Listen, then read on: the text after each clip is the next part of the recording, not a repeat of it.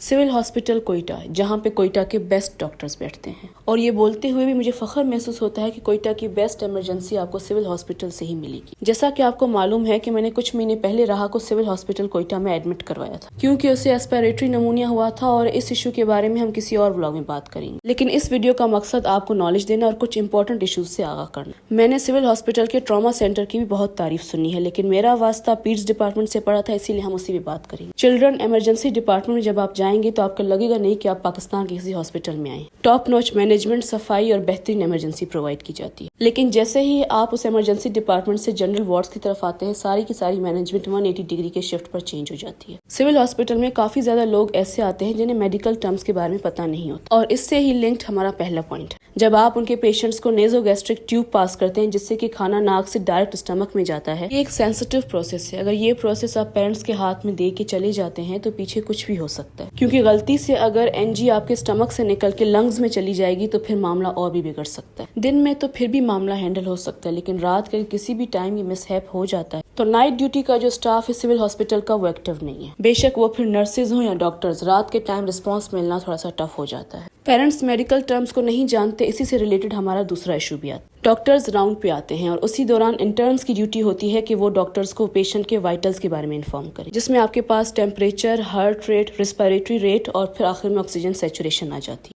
Doctors इन्हीं vitals को देख के ही पेशेंट की वेलबींग का डिसीजन लेते हैं, और अगर इंटर्न्स ये वाइटल्स टाइम पे नहीं लेंगे तो पेशेंट को डिस्चार्ज करने में भी टाइम लगेगा। इसीलिए राहा के वाइटल्स चेक करने की जिम्मेदारी हमने अपने हाथ में। हमने अपना ऑक्सीमीटर लिया, रेस्पिरेटरी रेट किस तरह से काउंट होती है हमने वहाँ इंटर्न से सीखा, और रिलीजियसली राहा के वाइटल्स चेक किए दिन में 3 दफा, जिसकी बेसिस पे मेरी बेटी 9 दिनों में ही डिस्चार्ज हो गई। अगर हम इंटर्न्स पे डिपेंडेंट रहते तो हो सकता है 9 दिनों वाला डिस्चार्ज 15 दिनों के बाद होता। थर्ड मेन और मेजर इशू ये था कि वॉशरूम में पानी बहुत कम टाइम लिमिट के लिए आ रहा था, जो कि मोस्टली सुबह के टाइम होता था, और उसी से ही पेशेंट के अटेंडेंट्स पानी स्टोर करके रखते थे ताकि वो उसे सारा दिन यूज कर सके, और इसी वजह से जनरल वार्ड में बहुत ज्यादा एनवायरमेंटल इश्यूज होते थे। फोर्थ इशू जो मुझे नजर आया वो था मेडिकल सप्लाईज का कम होना। नो डाउट डॉक्टर्स अपना काम रिलीजियसली और परफेक्ट तरीके से कर रहे थे, लेकिन वो भी मेडिकल सप्लाईज पे डिपेंडेंट होते हैं। ये वो इश्यूज हैं जो ओवरऑल मुझे वहाँ पे नजर आए थे। मेरी गवर्नमेंट और सिविल हॉस्पिटल की मैनेजमेंट से ये दरख्वास्त है, इन इश्यूज और दूसरे हिडन इश्यूज को देखा जाए, उन पे लाजमी काम कर, क्योंकि अगर कोयटा के बेस्ट डॉक्टर्स को बेस्ट रिसोर्सेज प्रोवाइड किए जाएंगे तो डिले, रिकवरी और मेडिकल माल प्रैक्टिस से बचा जा सकता है। मेरी दुआ है कि अल्लाह पाक किसी के घर में ऐसा वक्त ना लाए कि उन्हें दिनों के हिसाब से किसी हॉस्पिटल में एडमिट रहना पड़े। इसी के साथ मुझे दे इजाजत दोस्तों। मेरा नाम है कुबरा और प्यार से मुझे कहते हैं गरीब।